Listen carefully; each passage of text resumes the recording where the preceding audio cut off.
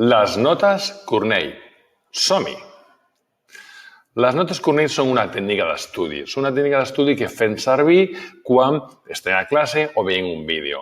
En realitat és un document dividit en 3 parts. Aquestes notes Cornell no és nou, això és ja una cosa que està fet de molts anys, però és molt eficaç.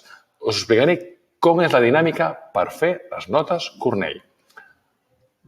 El primer, tenim aquest bloc d'aquí que en diu apunts. Doncs els apunts, durant la classe, prenent notes, anem prenent apunts. Ja sabeu que podem fer abreviatures, una cosa ràpida, però aquí anem prenent els apunts en aquest bloc que és el més gran. El segon, la segona fase, seria les idees claus. És després de la classe. Ha passat el matí, ha passat la jornada, estem a la nostra casa, doncs a partir d'aquests apunts intentem fer un esquemita, unes idees claus, un diagrama, intentem entendre aquests apunts. I la tercera, i no menys important, per mi és superimportant, la farem al cap d'uns dies, espaient el nostre aprenentatge.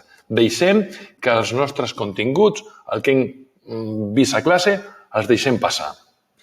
Anem a fer un resum de tot plegat, però per començar el resum no mirem la part de dalt, no mirem els apunts ni les idees claus.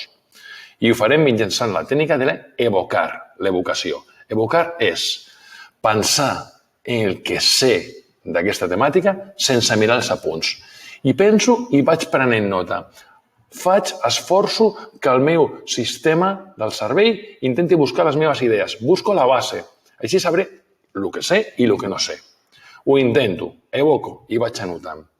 Una vegada que he fet les meves anotacions, del que sé, sí que puc recórrer a la font, puc recórrer al punt 1 i al punt 2. I ja les completo.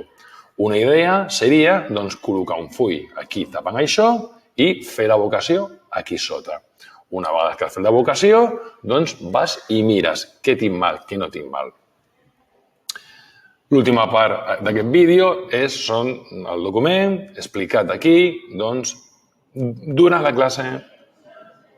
Immediatament després vindrien les idees claus i molt després, un dia després, fent servir la tècnica de l'evocació, fent el resum. Espero que us hagi agradat. Adeu!